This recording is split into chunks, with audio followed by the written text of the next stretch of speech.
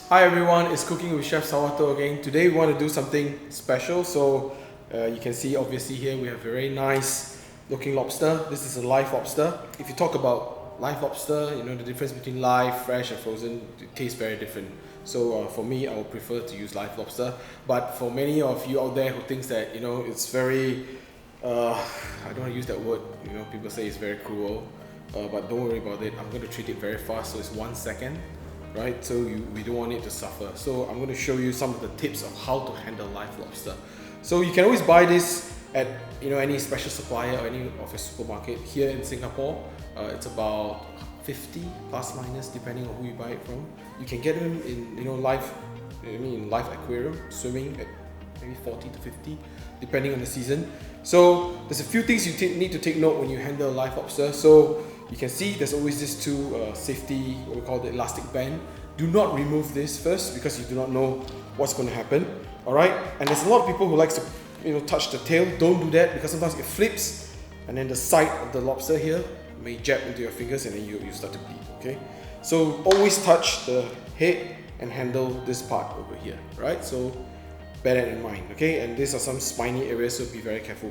And if you want to kill a live lobster, how you handle live lobster, always make sure you have a sharp knife. So over here, make sure you have a sharp tip. And if you can see, there's a T-zone here, right? This is where you want your knife. Best to get the chef knife. If you want to use a Chinese, this Chinese cuisine kind of cleaver, it works as well. But okay, so what you're gonna do is here. So just put this here. So be careful when you're going to do this, the T-zone, right? Don't jab your hand into this end part of the blade, okay? So what we're going to do is just hold the knife firmly, right? And then you're just going to do this. One shot in, and then that's it, the lobster is dead. Okay, and then twist it down. You can see here. There you go. Right? So it's done. So you can start to remove this part of the claws, elastic band. Right? You can just break this apart. Just twist it, be careful.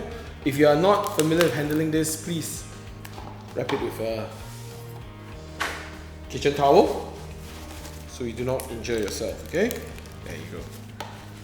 Because sometimes you have this spiny, sharp-pointed claws area. So now the head part, you want to split this into half.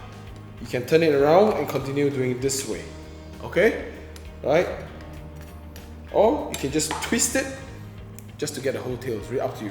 For me, I'm just gonna do it this way. See that? Always in half and then just one force down. And remember, I repeat this again and again, you need a sharp knife, okay? If you have a blunt knife, then that's not advisable. You're gonna hurt yourself more, okay? So when you split the lobster into two, you'll start to see a lot of, funny, some people quite funny, different colors and treasures inside. These are the raw, okay? It's fine.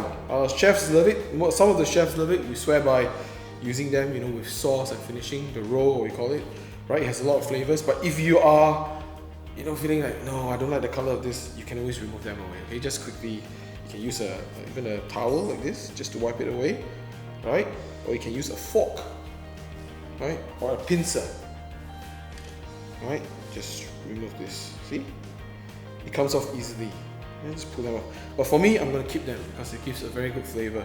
And I'm going to use this to make another recipe. Just in case I want to ask, how do you handle the claws after cooking it? You can always use the scissors. The thing about lobster is that it looks very hard in terms of the shell. Right? It's not. You can always handle it with scissors. It's not like crab. Crab, the claws, you need really a hammer or a nutcracker. For this, you can just use a scissors. Just a good quality scissors, you can cut everything inside. Okay, that's about it. So, happy cooking.